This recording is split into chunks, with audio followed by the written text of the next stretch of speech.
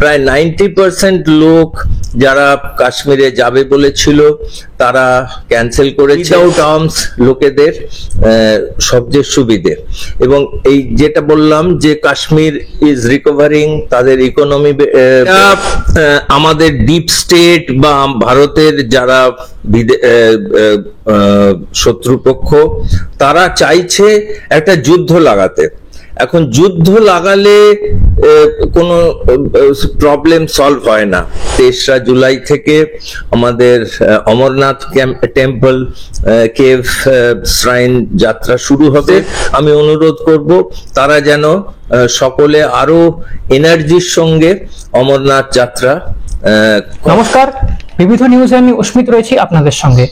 দেখুন, কাশ্মীরের পহেলগামে যেরকম ভাবে জঙ্গিরা আক্রমণ করলো, সারা দেশ কিন্তু এখন একটাই তাদের দাবি, সারা দেশবাসীর যে প্রত্যাঘাত, চরম প্রত্যাঘাত পাকিস্তানের বিরুদ্ধে যেন ভারতীয় সেনা করে, এবং সেই ভারতীয় সেনা যে করবে তার উপর আমাদের সবারই পুরো আস্থা রয়েছে। কিন্তু বারবার এরকম সেনাদের উপর আগে আক্রমণ হতো, কিন্তু এখন নিরস্ত্র নিরীহ সাধারণ পর্যটক তাদের উপর এবার আক্রমণ করলো জঙ্গিরা। এ নিয়ে আমরা কথা বলবো। আমাদের সঙ্গে এই মুহূর্তে রয়েছেন প্রাক্তন কর্নেল কুনাল ভট্টাচার্য। স্যার, আপনাকে প্রথমে বিবিধ নিউজে স্বাগত। স্যার, যেরকম ভাবে জঙ্গিরা, এটা নতুন স্টাইল বলা যেতে পারে, যেভাবে হিন্দু মহিলাদের সিঁদুর দেখে দেখে হিন্দু স্বামীদেরকে মারা হলো, ইভেন যৌনাঙ্গ দেখেও তাদেরকে মারা হলো, এত বর্বরতা, এত নৃশংসতা, আপনার প্রথম প্রতিক্রিয়া? না, আমাদের এটা তুমি ঠিকই বলেছো যে এই প্রথম পর্যটকদের উপরে অ্যাটাক করা হয়েছে, এবং পর্যটকদের অ্যাটাক করার কয়েকটা কারণ রয়েছে। যেমন প্রথম কারণ হচ্ছে এরা সফট টার্গেট, মানে এদের কাছে কোনো ওয়েপন থাকবে না এবং এরা একে অপরকে চেনে না, সুতরাং কালেকটিভ অ্যাটাকের কোনো সম্ভাবনা নেই এবং এদের কাছে কোনো ওয়েপন নেই, এবং এদের মারলে they will get, second point হচ্ছে they will get the maximum leverage, media coverage, propaganda। একজন সৈনিক মারা গেলে বা 10 জন সৈনিক মারা গেলে তোমরা সারা দিনের নিউজে একবার শোনাবে যে কাশ্মীরে জঙ্গি আর্মির ওপর অ্যাটাক হয়েছে, কিন্তু যদি এই সিভিলিয়ান অ্যাটাক করা হয় তাহলে এটা সারা দিন ধরে চলবে, 2-3 দিন ধরে চলবে, ইন্টারন্যাশনাল ফোরামে ডিসকাশন হবে, অনেক দেশের লোক এতে ইনভলভ হবে, সরকার ইনভলভ হবে, এবং সেটাই টেররিস্টদের এম।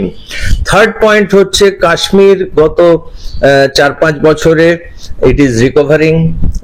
আমরা সবাই জানি তাতে ট্যুরিস্ট লোকেরা প্রত্যেক বছরই বাড়ছে, এবং সেইটা পাকিস্তান এবং অন্যান্য যে ভারত বিরোধী দল আছে তারা সেটা চায় না। এবং এই টেরোরিজমটা যখন লোকাল লোকেদের TRF, দ্য রেজিস্ট্যান্স ফোর্স বলে একখানা কিছু এলিটির লস্করে তৈবার কোনো একটা দল আর কি, যারা এখানে অ্যাটাক করেছে, তাদের কাজই হচ্ছে লোককে ভয় পাওয়ানো, টেরোরিজম। তো টেরর জেনারেট করতে সিভিলিয়ান এবং উইদাউট আর্মস লোকেদের সবচেয়ে সুবিধে, এবং এই যেটা বললাম যে কাশ্মীর ইজ রিকভারিং, তাদের ইকোনমি স্ট্রং হচ্ছে, ট্যুরিস্ট যাচ্ছে, তাদের লোকাল বিজনেস বাড়ছে। ডাল লেকে যে নৌকোগুলো অনেক দিন, কয়েক বছর ধরে চলছিল না, সেগুলো এখন লোক আসছে। এই জিনিসটা ভারতের, মানে পাকিস্তান সেটা সহ্য করতে পারছিল না। আমরা জানি যে গত 2-3 দিনের মধ্যে প্রায় 90% লোক যারা কাশ্মীরে যাবে বলেছিল তারা ক্যান্সেল করেছে, এবং তুমি জানো 3রা জুলাই থেকে আমাদের অমরনাথ টেম্পল কেভ শ্রাইন যাত্রা শুরু হবে, এবং সেটা পহেলগাঁও থেকেই শুরু হয়, এবং সেইখানে টেররিস্টদের মেন এম হচ্ছে যাতে এই অমরনাথ কেভ যাত্রাটা না হয়। আমি পশ্চিমবঙ্গের অখিল ভারতীয় পূর্ব সৈনিক সেবা পরিষদের প্রেসিডেন্ট। আমি অলরেডি অনুরোধ করেছি আমাদের আর্মির লোকেদের, যারা অমরনাথ যেতে চায় they must continue to go, কারণ এটা আমরা যদি ক্যান্সেল করি তাহলে আমরা টেররিস্টদের ফাঁদে পা দিচ্ছি, এবং টেররিস্টরা যেটা চাইছে সেটাই আমরা করছি। আমাদের যদি প্রতিরোধ করতে হয় সাধারণ মানুষদের, আমি অনুরোধ করব তারা যেন সকলে আরো এনার্জির সঙ্গে অমরনাথ যাত্রা করে। এইগুলো আমি দেখেছি। কিন্তু আমি ইদানিং তোমার যে পয়েন্টটা দেখা গেল, বললে যে মেয়েদের সিঁদুর, শাখাপলা বা কালমা পড়তে পারো, বা তোমার যৌনাঙ্গ দেখে whether you are Muslim or not এইটা ধরা হচ্ছে, এটা কিন্তু কোরআনে লেখা রয়েছে। সুতরাং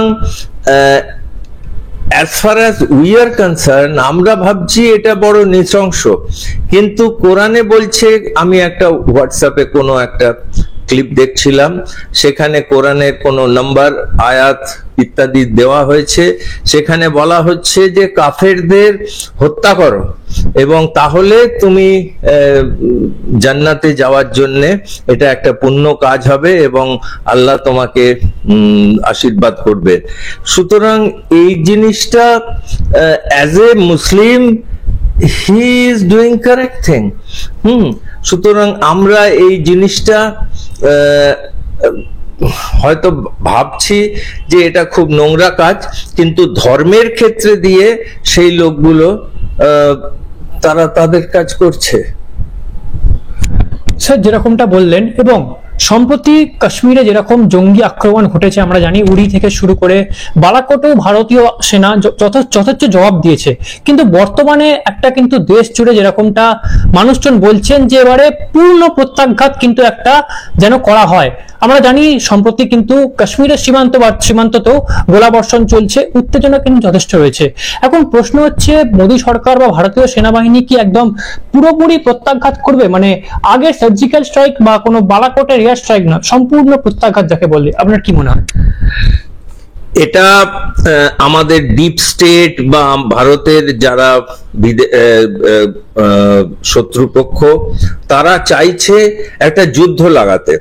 এখন যুদ্ধ লাগালে কোনো প্রবলেম সলভ হয় না। আমরা দেখেছি বাংলাদেশকে, আমরা 5,000 লোক মারা গিয়ে, ভারতীয় সৈন্য মারা গিয়ে আমরা বাংলাদেশকে স্বাধীন করেছিলাম, কিন্তু আজ 50 বছর বাদে সেই প্রবলেম সলভ হয়নি। এবং আমাদের এই যে 5,000 আর্মির প্রাণ যে আমরা 1971 সালে দিয়েছিলাম, সেটা একটা বৃথা গেল, আমাদের বিরুদ্ধে তারা কথা বলছে একদম। এখন তার ফলে, এবং আমারও মনে হয় যুদ্ধে, অ্যাকচুয়ালি যুদ্ধ যারা যায়, যুদ্ধ যারা করে, তারা কখনো যুদ্ধ চায় না। এই পলিটিক্যাল নেতারা এবং যারা সাধারণ লোক, তারা যারা যুদ্ধে যায় না, তারা বলে হ্যাঁ হ্যাঁ চড় যায়েঙ্গে, ঘুষকে মারেঙ্গে, অমুক করেঙ্গে। এই যেন আমাদের পাড়ায় একটা গিয়ে এই দুটো বোম মেরে আয় পাড়ায়, সেই রকম ব্যাপার। এটা তা নয়। এবং আমাদের এম ইজ নট ক্লিয়ার।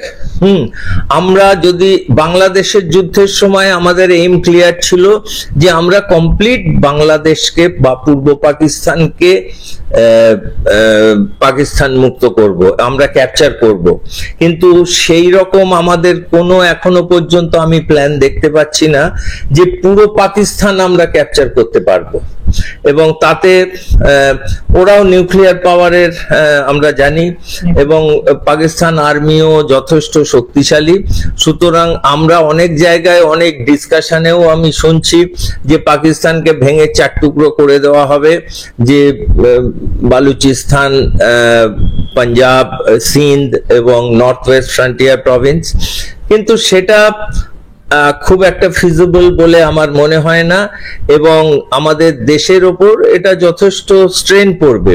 আমরা ইদানিং দেখতে পাচ্ছি রাশিয়া ইউক্রেনকে অ্যাটাক করেছে, 2 বছর 2.5 বছর যুদ্ধ চলছে, কিন্তু তাতে কোনো ফল হচ্ছে না।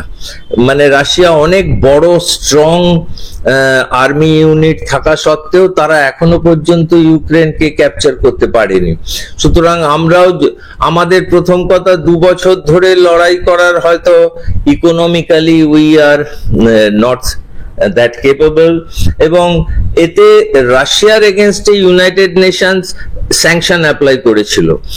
সেই স্যাংশনের ফলে রাশিয়া ক্যান সার্ভাইভ বিকজ রাশিয়ার তেল আছে, মোস্ট ইম্পর্টেন্ট। কিন্তু ইন্ডিয়া যদি পাকিস্তানকে অ্যাটাক করে এবং ডিপ স্টেট বা সোরস বা what ever is the anti Indian force, তারা যদি ইউনাইটেড নেশনস থেকে স্যাংশন করে, ইন্ডিয়া উইল কোল্যাপস। এবং ইন্ডিয়ার মেন এম পাকিস্তানকে হারানো নয়।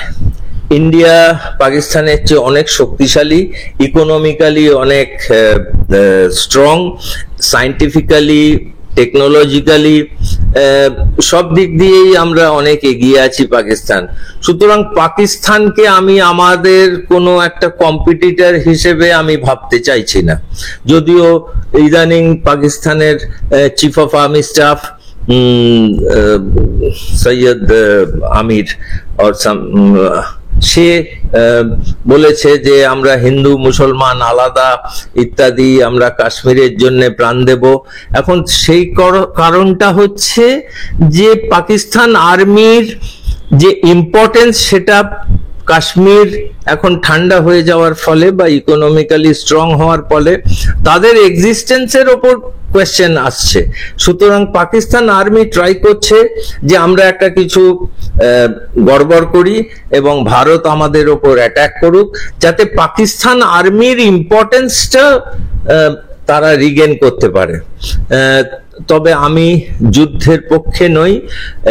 আমরা হয়তো লিমিটেড অ্যাটাক করতে পারি, আমরা কোনো কি পার্সনকে, যেরকম ইসরায়েল ইরানের এগেইনস্টে করছে, আমরা লিমিটেড ওয়ারফেয়ার যেটাকে বলে সেই দিকে আমরা যেতে পারি, লাইক সার্জিক্যাল স্ট্রাইক। এবং তাদের আমাদের কাছে আছে হিসেব আছে কোথায় কোথায় টেররিস্ট ক্যাম্প আছে, আমরা সেইগুলোকে অ্যাটাক করতে পারি। বাট উই ক্যানট গো যে লাহোর উড়িয়ে দেবো বা করাচিতে বোম মারবো, is not a viable option. একেবারে যেরকমটা কর্নেল বললেন যে সার্জিক্যাল স্ট্রাইকের মতনই কিছু একটা প্রত্যাঘাত হয়তো হতে পারে। পরবর্তী প্রশ্ন যেটা আসবো, আমাদের পশ্চিমবঙ্গেও তো যেরকম সীমান্তবর্তী জায়গায় এরকম অনেক আছে যেখানে এখনো বিএসএফ কাঁটা তার দিয়ে উঠতে পারেনি। বিএসএফ এর অভিযোগ যে পশ্চিমবঙ্গ সরকার সেখানে বাধা সৃষ্টি করছে বা বাধা দিচ্ছে। এটা কতটা মানে ক্ষতিকর বা কতটা বিপজ্জনক? কারণ পশ্চিমবঙ্গ সীমান্তবর্তী বাংলাদেশ, এবং সম্প্রতি আপনি হয়তো জানেন মুর্শিদাবাদে যেরকম ঘটনাবলী ঘটছে, তার উপর পশ্চিমবঙ্গ কি আদৌ নিরাপদ? দেখো, প্রায় 2200 কিলোমিটার বর্ডার আছে বাংলাদেশের সঙ্গে পশ্চিমবঙ্গের।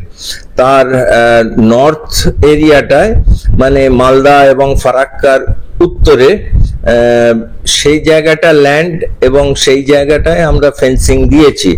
কিন্তু ফারাক্কার নিচে এটা হচ্ছে রিভার রাইন এরিয়া এবং ইছামতি নদীর বেশিরভাগ জায়গাটা 24 পরগনা জেলার পূর্ব দিকে ইছামতি নদীর হচ্ছে আমাদের বর্ডার, ইন্টারন্যাশনাল বর্ডার। এবং ইছামতি নদীর ওপরে আমরা কোনো কাঁটাতার লাগাতে পারি না, কারণ ইন্টারন্যাশনাল বর্ডারটা নদীর মাঝখান দিয়ে গেছে। তার মানে নদীর ওই দিকটা বাংলাদেশ, এই দিকটা পশ্চিমবঙ্গ। তার ফলে অবাধ চোরাচালান, স্মাগলিং, গরু পাচার ইত্যাদি ইত্যাদি, মানে মানুষ যাতায়াত সবই রাত্রিরে অন্ধকারে করা হচ্ছে। একটা কথা যেটা টিএমসি বা আমাদের পশ্চিমবঙ্গ সরকার বলে, যে বা তাদের মুখপাত্র বলে যে বর্ডার তো বিএসএফ এর ডিউটি। এখন বিএসএফ এর ডিউটি আই এগ্রি, কিন্তু সমস্ত এরিয়া যে ধরো 1500 কিলোমিটার যে আনফেন্সড এরিয়া আছে বা 1000 কিলোমিটার তো প্রত্যেক 100 মিটার অন্তর তো কোনো সোলজারকে রেখে দেওয়া সম্ভব হয় না। সুতরাং এটা একটা বাজে প্রশ্ন এবং বাজে একটা অ্যাটিটিউড, এটা পসিবল না। সুতরাং আমাদের লিমিটেশনস আছে, আই এগ্রি, কিন্তু সমস্ত এরিয়া যে ধরো 1500 কিলোমিটার যে আনফেন্সড এরিয়া আছে বা 1000 কিলোমিটার তো প্রত্যেক 100 মিটার অন্তর তো কোনো সোলজারকে রেখে দেওয়া সম্ভব হয় না। সুতরাং এটা একটা বাজে প্রশ্ন এবং বাজে একটা অ্যাটিটিউড, এটা পসিবল না। সুতরাং আমাদের লিমিটেশনস আছে এবং কখন কোন জায়গা দিয়ে ঢুকবে এটা ইট ইজ ভেরি ডিফিকাল্ট। সুতরাং এই যে 40 কিলোমিটার 50 কিলোমিটার বর্ডার বিএসএফ এর দায়িত্ব, আমাদের মুখ্যমন্ত্রী এবং তৃণমূলের স্পোক্স পারসন তারা বলে যে এটা তো বিএসএফ এর দায়িত্ব আমি মানছি, কিন্তু এটা ফিজিক্যালি সম্ভব নয়। কূটনৈতিকভাবে ভারত যেটা করলো, ভারত পাকিস্তানের সঙ্গে সিন্ধু নদীর যে চুক্তি বা জল বন্ধ করে দেওয়া, পাকিস্তান কিন্তু উল্টো দিকে বলছে এটা কার্যত ভারত তাদের সঙ্গে যুদ্ধ ঘোষণা করে দিল, কারণ তারা উল্টো দিকে পাকিস্তান ও সিমলা চুক্তি সেটাও কিন্তু পাকিস্তান বন্ধ করলো। এটা কতটা প্রাসঙ্গিক বলে আপনার মনে হয়? ইন্টারন্যাশনাল যে জলের চুক্তি, এটা আমার মনে হয় না এটা সম্ভব, কারণ পৃথিবীতে বহু নদী আছে যেটা একাধিক দেশের মধ্যে দিয়ে যায় এবং কোনো দেশ ইচ্ছে করলে সেই জল কন্ট্রোল করতে পারে না। এবং আমরা খুব বেশি দূর যেতে হবে না, ব্রহ্মপুত্র নদী যেটা চীন থেকে উৎপত্তি হয়েছে সেটা ভারতের মধ্যে দিয়ে গেছে, তারপরে সেটা বাংলাদেশের মধ্যে ঢুকেছে। চীন ব্রহ্মপুত্র নদীর জল বন্ধ করতে পারে না, সেরকম ভারতবর্ষ বাংলাদেশের ব্রহ্মপুত্র যাচ্ছে বা গঙ্গা যখন বাংলাদেশের মধ্যে ঢুকছে ফারাক্কা থেকে, তখন আমরা সেই জল বন্ধ করতে পারি না। এর ইন্টারন্যাশনাল লজ আছে, রুলস আছে। সুতরাং এই সিন্ধু নদীর জল চুক্তি কতটা এফেক্টিভ আমি ডাউটফুল। তবে সিমলা চুক্তি অলওয়েজ বন্ধ করা যায়, কারণ যারা সই করেছিল 50 বছর আগে 72 সালে বোধহয় সিমলা চুক্তি হয়েছিল ইন্দিরা গান্ধী এবং জুলফিকার আলী ভুট্টোর মধ্যে, তারা দুজনেই আজ আর নেই। ভারতের উপর কতটা প্রভাব পড়বে এটা আমার মনে হয় দ্যাট চুক্তি হ্যাজ বিকাম রিডান্ডেন্ট। কারণ এর ফলে ভারত হয়তো একটু অ্যাডভান্টেজিয়াস লোকেশনেও থাকতে পারে, কারণ আমাদের বর্ডার মার্ক আছে, মানে এইটা পাকিস্তান, এদিকটা ইন্ডিয়া, কিন্তু চায়নার সাথে আমাদের কোনো এরকম সিমলা চুক্তি জাতীয় কিছু নেই। সুতরাং জোর যার মুল্লুক তার, সেই রকম ভাবে চায়না একটা সসেজ স্লাইসিং বলে এটা, মানে 1 কিলোমিটার 2 কিলোমিটার করে ওদের ফোর্স এগিয়ে যায়। এবং আমাদের দুঃখজনক ভাবে তোমাকে বলতে হচ্ছে যে জওহরলাল নেহরুর সময় থেকেই চায়না এইভাবে ভারতের জায়গা ক্যাপচার করে নিচ্ছে। তখন জওহরলাল নেহরু পার্লামেন্টে বলেছিলেন যে ওখানে তো একটা ঘাস শুদ্ধ জন্মায় না, সুতরাং ওটা যদি চায়না নিয়েও নেয় আমাদের কিছু যায় আসে না। কিন্তু বর্তমান সরকার সেই মতাদর্শে বিশ্বাসী নয়।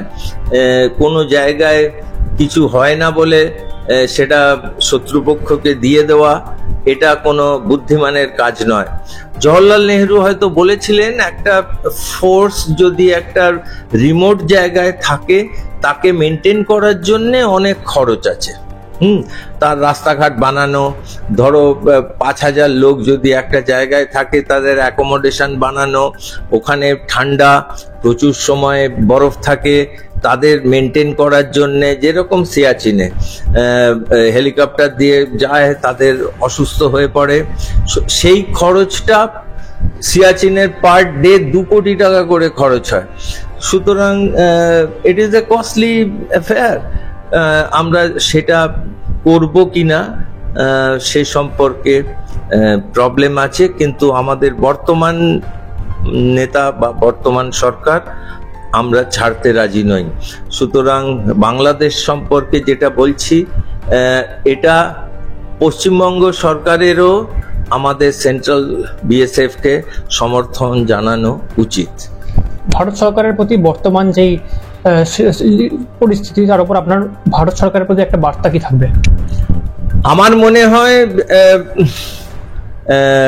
একটা সার্জিক্যাল স্ট্রাইক টাইপের বা এয়ার অ্যাটাক ধরনের কিছু একটা করা, কারণ টেররিস্টদের any place is terrorist prone.